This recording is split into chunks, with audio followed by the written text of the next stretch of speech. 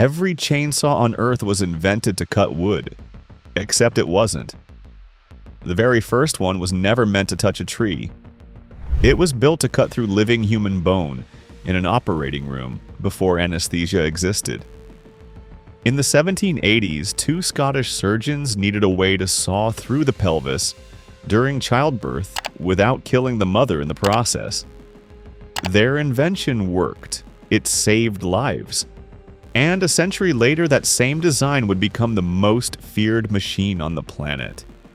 This is how a surgical tool built to save a life during childbirth became the chainsaw, and why your brain is right to be afraid of it.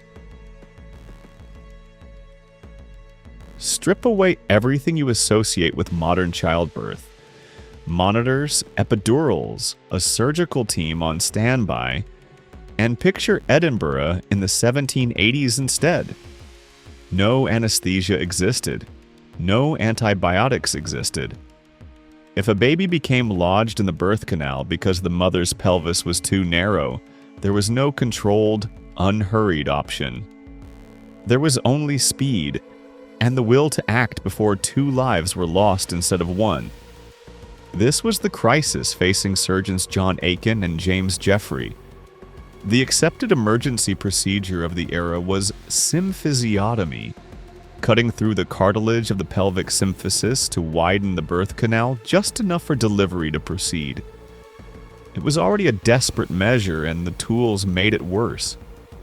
Surgeons were reaching for chisels and carpentry saws, implements designed for splitting wooden beams, not navigating the curved, living architecture of a human pelvis. A single misjudged strike with a chisel could shatter bone rather than section it. A rigid saw blade couldn't follow a curve at all. It could only fight against one. Aiken watched this problem from the inside as the surgeon holding the instrument and understood that the tool itself was the danger. What the procedure actually needed was something that had never existed. A blade that could bend around a curve while still cutting in a straight controlled line. Wood and bone don't yield the same way, and neither should the instruments used on them. The surgery demanded a new category of tool entirely, and it demanded it immediately, in a room where there was no time to wait for one to be invented properly. Aitken's solution was elegant, precisely because it solved a problem no rigid blade ever could. Instead of one continuous edge, he designed a small loop of chain, lined with fine serrated teeth that could be wrapped directly around the curve of the bone itself. A hand crank drove the chain around the loop, and as it moved, the teeth did the cutting, not through brute force, but through repetition, dozens of tiny bites accumulating into a clean, controlled cut. This was the critical breakthrough. Because the chain was flexible, the surgeon controlled the geometry of the cut by how the chain was positioned, not by the rigidity of a blade. It could hug a curve a straight saw would slide off of. It could be guided with far more precision than a chisel driven by force. In an emergency where seconds and millimeters were the difference between a mother surviving and a mother dying on the table, this shift from force to control was the entire point of the invention. It's worth sitting with how counterintuitive this is. The image most people carry of a chainsaw is raw power, something loud, aggressive, built to overwhelm. Aiken's original version was the opposite. It existed to bring finesse into a situation that had none. It was, in the truest sense, a surgical instrument first, and only ever a cutting machine second. Aiken's chain-driven saw didn't disappear after that first use. Over the following decades, the core idea, a flexible loop of cutting teeth, mechanically driven, kept resurfacing in surgical circles across Europe, refined by different hands solving different problems. By 1830, German surgeon Bernhard Heine had taken the concept further, engineering a hand-cranked version he called the osteotome, purpose-built for excising diseased or damaged bone, rather than performing emergency childbirth procedures. The osteotome became genuinely mainstream. It spread through hospitals across Europe as a serious piece of surgical equipment, used in amputations and bone removal at a time when speed during surgery still meant the difference between a patient surviving the procedure and dying from shock or blood loss on the table. For a working 19th century physician, the phrase chainsaw didn't evoke danger. It evoked precision. It evoked control. It was, for decades, a symbol of medical progress rather than industrial force. This detail matters because it flips the entire emotional register of the object. The device you'd recognize today, the loop, the teeth, the driven chain, spent nearly 100 years existing purely as a tool of healing before it ever touched a single tree. The physics never changed, only the target did. For most of the 19th century, the chain-driven cutting mechanism stayed exactly where it started, inside hospitals confined to surgical use, essentially unknown outside of medicine. What eventually pulled it out of the operating room wasn't curiosity, it was the Industrial Revolution's appetite for timber. As factories, railroads, and cities expanded, demand for lumber exploded far beyond what the existing logging method could supply. That method was the crosscut saw, a long blade worked back and forth by two men standing on opposite ends, a process that was exhausting, slow, and fundamentally limited by human stamina. No matter how skilled the crew, two men with a handsaw could only fell so many trees in a day, and the industry desperately wanted a mechanical way to multiply that number. In 1905, an inventor named Samuel Benz, working in San Francisco, filed a patent for what he called the endless chainsaw, a timber-cutting device built explicitly around the same principle Aitken had used over a century earlier. A continuous loop of teeth, driven mechanically, cutting through repeated small bites rather than one long stroke. It was the first real bridge between the surgical version of the idea and the industrial one. But recognizing a good principle and successfully engineering a product around it are two very different things, and Benz's early machines exposed that gap immediately.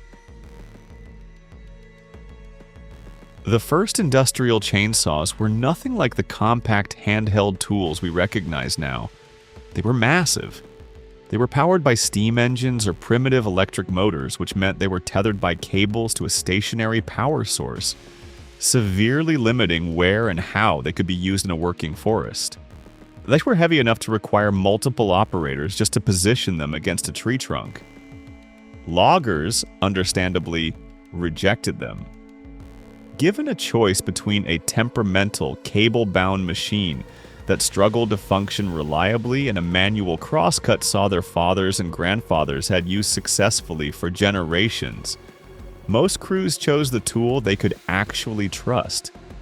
The early industrial chainsaw wasn't dangerous in the way we fear chainsaws today. It was simply bad at its job, vibrating uncontrollably and frequently bogging down mid-cut. The failure wasn't in the concept of a chain-driven blade. Surgeons had already proven that concept worked beautifully on bone. The failure was in the teeth. Early industrial chains used aggressive, straight-cutting teeth borrowed from ripsaw design meant to tear directly into material head-on. Against soft, curved bone, that approach had been manageable. Against dense, fibrous wood grain, it caused the chain to grab, judder, and choke the engine, turning every cut into a fight rather than a clean pass. For roughly 4 decades, the industrial chainsaw existed as an idea everyone agreed had potential, and a product nobody actually wanted to use. The breakthrough that finally solved this problem didn't come from an engineering lab. It came from a man named Joseph Buford Cox working in the timber country of the Pacific Northwest in 1946, who noticed something almost incidental: a wood-boring beetle larva, tunneling steadily through a rotting log. Cox watched closely enough to notice that the larva wasn't gouging straight through the wood the way the ripsaw-style chainsaw teeth did. It was working with a rhythmic side-to-side slicing motion, shaving away small amounts of material with each pass rather than trying to force its way through in one direction. It was, in effect, already solving the exact problem chainsaw engineers had been stuck on for decades. How do you cut efficiently through wood grain without fighting it head-on? Cox redesigned the cutting tooth around that motion, angling it to slice rather than rip, and called the result the chipper chain. The effect was immediate and dramatic. Vibration dropped. Engine strain dropped. Cutting speed increased. A machine that had spent 40 years as an industry punchline became, almost overnight, a genuinely superior tool to the manual crosscut saw it was trying to replace. It's a strange kind of poetry that the fix came from an insect quietly doing what chainsaw engineers had been failing to do for half a century. And that once applied, it didn't just improve the chainsaw. It finally made the industrial version worthy of the surgical idea it was descended from. Once the chipper chain made the modern chainsaw viable, it spread fast. And so did something else. A very specific, almost universal unease around the sound of one starting up. That reaction isn't cultural conditioning from horror films, even though pop culture has certainly reinforced it. It sits deeper than that. Human hearing evolved to flag certain frequencies as urgent. The register of a predator's roar, the pitch that signals something is bearing down on you. A running chainsaw sits uncomfortably close to that range, which means the fear response it triggers is partly involuntary, wired in well before anyone ever picked up a saw. But the sound is only half the story. The other half is what the machine is actually built to do. From Aitken's very first design, this was never a tool meant to push through material with blunt force. It was engineered to separate matter cleanly and precisely, bone from limb in the 1780s, tree from forest a century later. That's a different kind of unsettling than simple danger. It's the specific discomfort of watching something perform separation with total confidence and control. We don't just fear that a chainsaw might hurt us. We recognize on some level that it is doing exactly what it was designed to do. And that design has never once been about hesitation. Look at a modern professional-grade saw like the Stihl MS-881, currently the most powerful production chainsaw in the world. And you're looking at 250 years of refinement layered on top of a single unchanged idea. Remove the fuel tank. Remove the carburetor. Remove the engine housing entirely and look only at the cutting mechanism itself. A continuous loop of small serrated teeth moving fast around a guide bar. That mechanism is not a distant descendant of Aitken and Jeffrey's 1780s design. It's the same design, scaled up and motorized. The physics of the cut, like many small bites accumulating into one clean separation, hasn't changed at all. What changed is the target and the power behind it. A diseased bone in an 18th century operating theater versus a centuries-old fir in a modern forest. That continuity is easy to miss because everything surrounding the mechanism looks completely different now. The engine, the safety features, the ergonomic housing. But the part that actually does the cutting has spent 2.5 centuries doing the exact same job Aitken designed it for. Moving a loop of teeth through material faster and more precisely than a rigid blade ever could. What makes the chainsaw's history worth telling isn't just the surprising origin story. It's what that origin story reveals about how transformative ideas actually spread.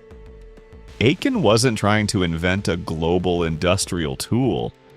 He was trying to save one mother's life in one operating room, using whatever mechanical logic he could improvise under pressure. He solved a desperately specific problem, and the solution turned out to be general enough to reshape an entire industry a century later.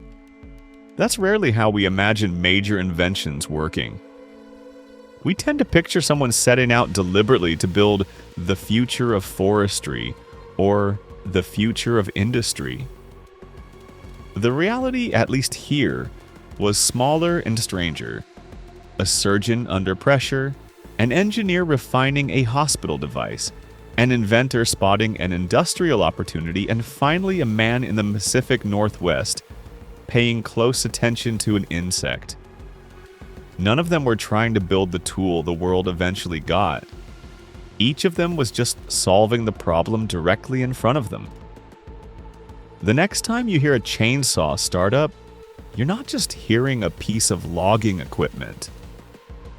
You're hearing the endpoint of a 250-year chain of people solving urgent, specific problems. Starting with a surgeon in 1780 Scotland who needed to save a life and refused to accept that the tools in front of him were good enough to do it. Subscribe for more deep dives into the tools and turning points that quietly built the modern world.